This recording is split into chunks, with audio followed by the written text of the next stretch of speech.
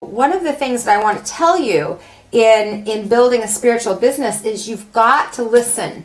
It can't just be about, I want to do this and this is the way it is and I'm going to follow this way. You've got to listen and you've got to trust that the universe is guiding you in the way that is necessary for you, and that your guidance will actually open the door and reveal the path as necessary, as needed. You know, so many times when people are wanting to create a business, and I know this is going to go against a lot of probably your business training, and I'm just going to tell you the way it's worked for me. And I'm not saying it's the right way. I'm not saying their way is the wrong way. I'm saying, hey, you signed up for this webcast, I'm going to share with you what I know.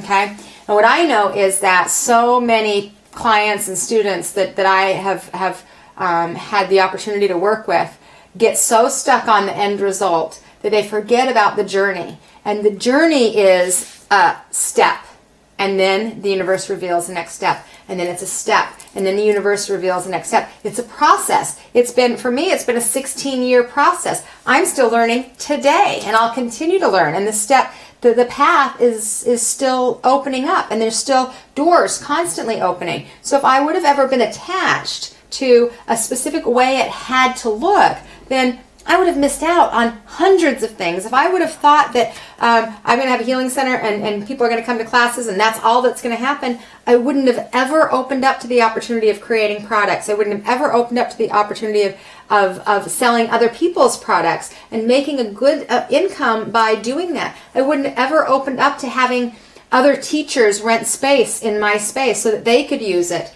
I wouldn't have opened up to getting out and doing free things because I might have been too afraid that people wouldn't pay then for something if I was doing free things. So much of my business has been being of service in the way of giving scholarships and helping people in difficult situations, because I was one of those people.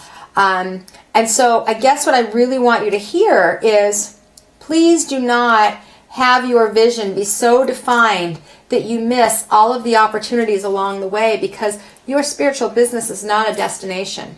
It's a journey, and the journey is going to happen moment by moment. The inspiration is going to pop in the middle of everything else that's happening in life. So yes, you're gonna be sick, and you're gonna be on vacation, and you're gonna have crisis at times in your life, and you're gonna have really exciting, joyful things, and you're gonna be having celebration. And in the middle of that, you're running a business. And the doors will open and the next step to take will appear. And if you are so focused on the way that the plan has to be, you're going to miss so many of the gifts.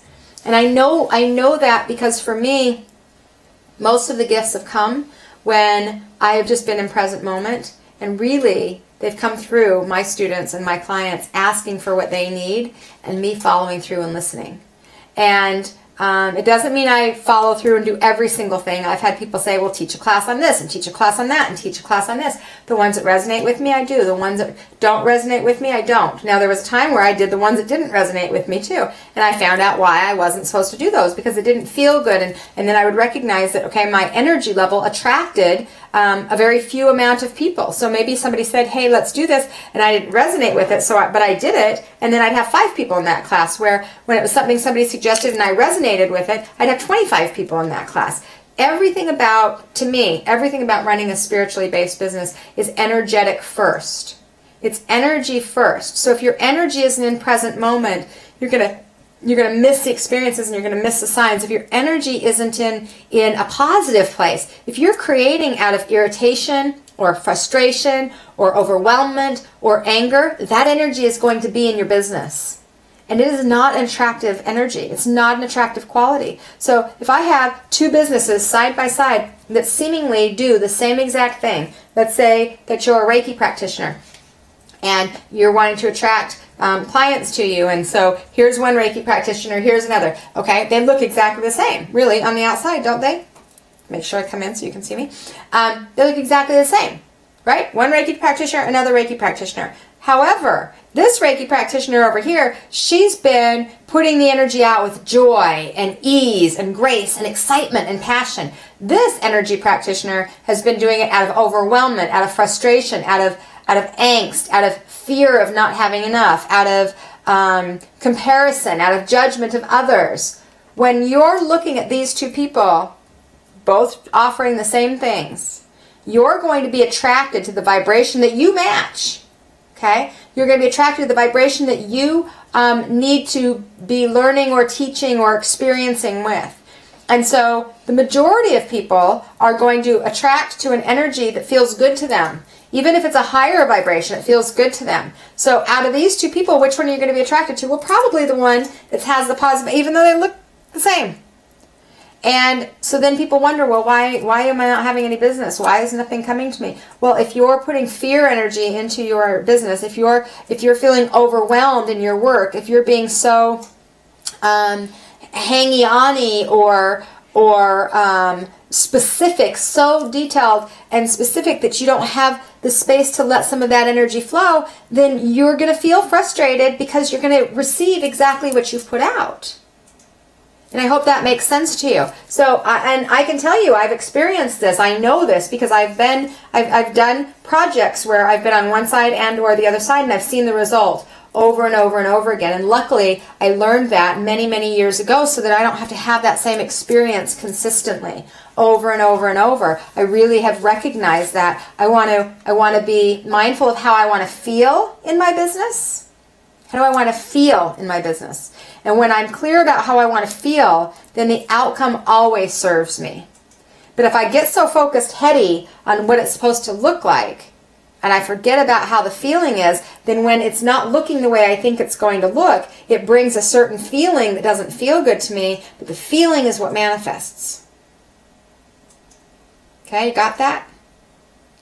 So, when growing or working with or creating your spiritual business, it's all about energy.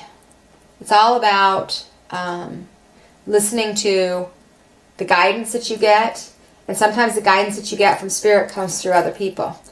And it's really also about being in integrity with yourself and with your values and with your truth, even if that doesn't always fit with the norm. So there may be some people that say, well, you've got to do this or you've got to do that. I've had a lot of people tell me I've got to do a lot of things. And some of those feel true. Some of those feel like, yeah, it's time to, get with the program, Sonny. And so there's things that, yeah, you know what, that feels right. But there are a lot of things that people say you've got to do to run a successful business that I haven't done. And I'm not saying that it's bad to do. I'm saying I didn't do it because it didn't feel right. And that honored myself, and my business has grown and my business has expanded. And the thing about doing spiritual businesses is that it really is all about the expansion of energy. And so I want you to think about the fact that, like for me, I don't advertise. My work is word of mouth. I have a website, and so a website could be an advertisement in that sense, and social media and things like that. But I really do that more as a way of connecting with people and building relationships. But as far as like putting ads in a newspaper or things like that, that's not my general style. I've done it a few times, and the reality of it is it hasn't served me. But having one session with a good client served me very well. Having a fabulous class where everybody talks about it has served me really, really well because it's the energy behind it. Okay, because it's the energy behind it. So I want you to think about that as you are focusing on your business.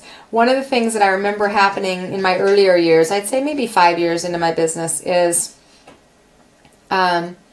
I didn't have as many clients as I wanted. Initially, I had almost like it happened too fast, and I was like, I don't know what to do. And so then I kind of pushed against it. I almost pushed it away because it was like, it's too much, and I don't know how to handle it. And so then it got to be where there was more space. I wanted to have more appointments and work with people more one-on-one.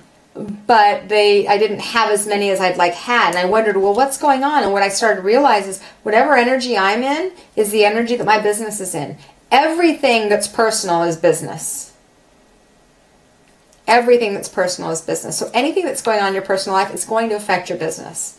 And so I would realize, the times that I was really obsessed with what's going on with my son, there wouldn't be as much attention over on my business. Or when I was really focused on being afraid of not having enough money, then I would notice that it would show up in my business. And so I had to really do a lot of work in present moment appreciation and gratitude for where I was and who I was and what I had in that exact moment. And that started to release some of those fears and pull my attention back into this moment and into this moment and the areas that I could control and get into the feelings of how I wanted to feel. And I wanted to feel like I was making a difference in many people's lives. And I wanted to feel like I had, 15 or more clients a week. And then it would shift again as soon as I had the recognition and started doing the work.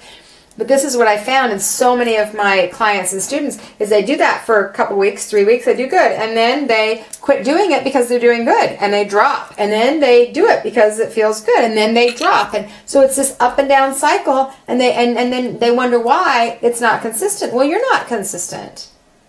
You're not consistent. Now, I'm not saying that you have to do exactly the same thing every single day, but you've got to have some consistency in your personal life as well as in your business, because everything that's personal is business. From my perspective, as far as owning your own business, anything that happens in your personal life is going to affect your business. And so you want to have some consistency in maintaining a level of vibration to help support your business and not stop doing things that are working simply because, it's just going really well. Like I still meditate every day and I still maintain my energy every day and I still fill out my to-do and be list. And I there's things that I do that are consistent because I know that they work. And anytime if I were to stop them, then the energy stops.